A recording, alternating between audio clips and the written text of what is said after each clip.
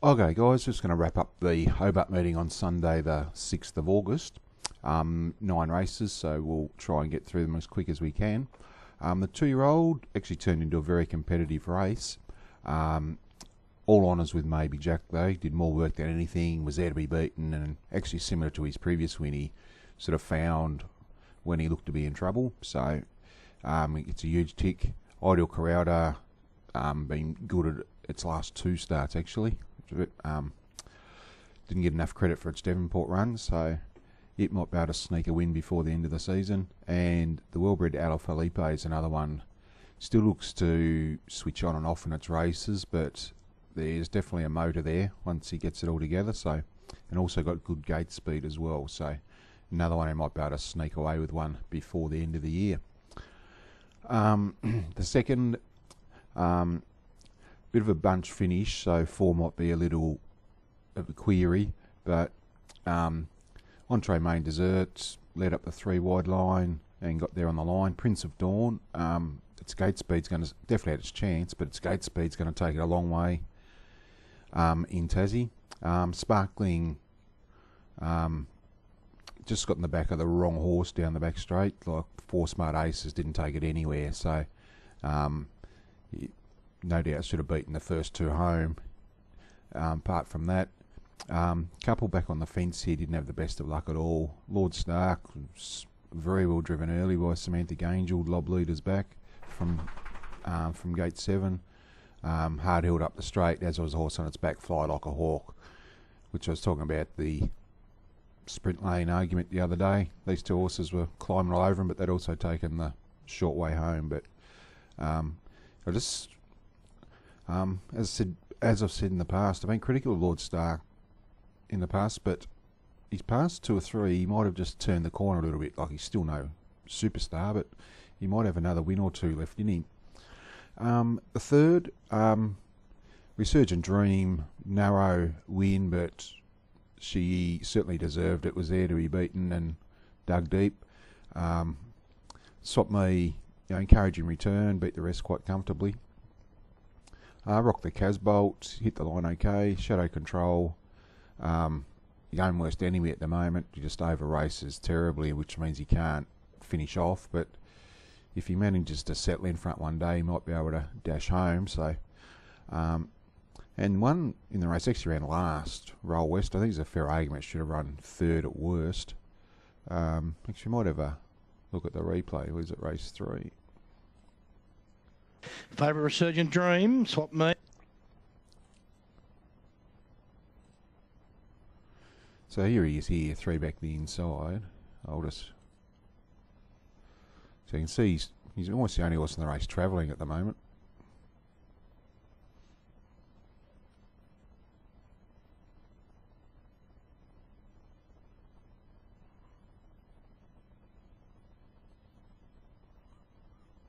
Yeah, you can see he's just stranglehold out the back. Yeah, no, so as I mentioned, he probably should have run 3rd. Only issue with trying to pick horses to follow this time of year, it's the end of the season. A few of the 2 and 3 year olds obviously heading for breaks, but obviously he's got a lot better than the figure form will show. The 4th, typical of the races, you think they're going to go mad in. They did set walked up front, and Boltmac controlled the race and just never ever looked like being beaten. Busted honest as usual. Olwen Jacker, they'll run home 58.6. Had to come wide and make a bit of ground, still merit in the effort. Resting on speed. Kuda Rocks was okay. He just can't draw a gate. And Jody's Choice made a bit of late ground, but yeah, but all honours with the winner. I don't think even if they went quick, it would have won as well. So just in a different grade. The mile race ran super time here, set up by 27-7 opening split, which put paid to a couple, Ebony All Stars, Damn It Sam, Willia Bullet. So set it up for the swoopers. So they run home 58.4. Scooter Wervy led up the 3 wide line. I think he just might have knocked off. Like, he didn't look overly impressive. They are pretty handy horses chasing him, but Yeah, no, I just like to think sort of he's knocked off and waited for them a little bit, but they've run 156.8. He's led the 3 wide line, so hard to be overly critical. But obviously, if we're talking about going to the Breeders' Crown, that's the bench side I'm drawing it with. Another swinger, good as usual. Sultan Fella just loves these races when the speed's on early and he can come with one run, and sheer strength. Led up the 3 wide line and stuck to its guns okay. So, and actually another Derek's one who didn't have the best of luck over the last lap, so might be worth keeping an eye on. The 6th, funny race this, they also went very quickly for this grade early, 34.2, which resulted in obviously means they stagger home, which enabled a couple of roughies to run down the outside. Obviously Hooper Road's the one I threw out at odds in Launceston last week and didn't take part, but so it was painful to watch it win. Obviously Major Domain stuck on okay after the early burn, just didn't leave him anything left at the end. Even Come On How's That stuck on okay as well. Tough race to read, just based as a bit run upside down. So yeah, just pretty even lot, I think. So the stand, not the stand. It was the stand. Crafty Old Fox, bless his heart, managed to get the custard, but did enjoy a perfect run in transit. Could not have had a better steer from Ricky Duggan. Both the second and third horses have gone enormous. A lot of people look at the horses running on, but if you sort of analyse the sectional times, like they've gone 59.9 the first half, and they were leader and 3 deep to the death, and they've run home 31.4, which probably enabled the Fox to get up and a few of these others to hit the line. Also in doing this, I've never been critical of drives because I think there's enough negativity surrounding race analysis as it is. But Ruby Dawn, horses run last of his previous 5 starts, lobs leaders back, and when I say last, it's been back like 150 metres last in those 5 runs. It decides to come off the fence, maintain the death seat, and keep Pushkin 3 wide and obviously attack the state of play. Just for transparency, anybody who watched my preview said Crafty Old Fox was one of the better bets in the card. They bet $12, so I'm definitely not talking through my kick. I'm just saying that if we want people to bet on the product, then stewards have to do their job.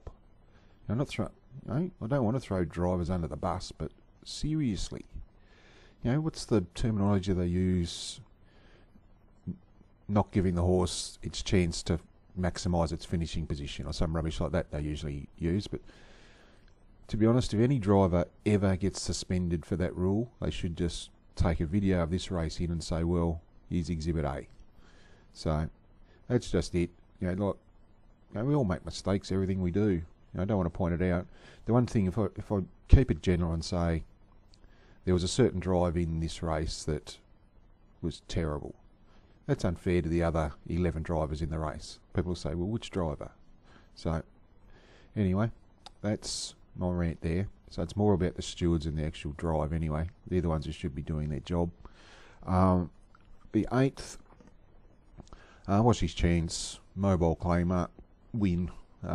Yep, par for the course. But did obviously get things made to order.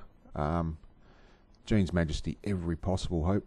I'm Barney Rubble. Obviously, the lead time's the difference between winning and losing. I've got no issues with Regal Stride holding the front. I think most speed maps would have had him leading anyway. Whether it should have handed up or not's another thing. But horse is just becoming a bit of a serial pest. It's a thing. He's sort of almost getting to truly blissful levels. But if it all honours, like I think, sort of you look at the Claimer form, like the first 4 over the line have been the best 4 horses in Claimers for the past couple of months. So just continue on. And the last, MJ's Black Chip done lucky a couple of starts back in Launceston. Then in a sort of fence-dominated race, he was out wide in Launceston, stuck on okay. But he was ultra impressive for the last couple of hundred. I thought they must have staggered home, but 29.7. I mean, coming from where he did, he's obviously run good sectionals, so might be the key to him, just do no work early. Shady Lou had its chance, obviously, but its gate speed sort of always gives an opportunity in these type of races. Abbas Boy's another one. His run was very good. And yeah, so and the rest of them, as you said, there's not too much between them, but it's hard to take anything away from the winners, give them a start and a beating. And it's not as if they actually staggered home, so yeah, all honours with the winner there. Not too many horses to follow on the actual card. As I said, so the one thing, like old Pushkin, like he's been super his past couple. One thing with him, he never ever starts short odds, so I think we can throw him out as one to follow. Also the state of play. Manners like that in stands, if you're going to lead, you're always a super chance in these type of races, so might throw those two out, the state of play and Pushkin. Yeah, not too much there. Yeah, and what was the other one earlier? Roll West. Yeah, he ran last, so we'll make them the ones to follow. Honor and probably Ala Felipe in the 2-year-old, I reckon, will just keep improving if he stays in work. But yeah, so the 3 to jot down in the black book were where was it ran last? Roll West, and the couple in the stand start in the state of play and Pushkin. So anyway, it's actually a good competitive night's racing. Must admit, my concerns on the card, like it looked a very tough card, and you can see that lots of close bunch finishes, so it's actually pretty good viewing. So anyway, guys, we will leave it there, and I'll be back with you with a preview for next week. But thanks again.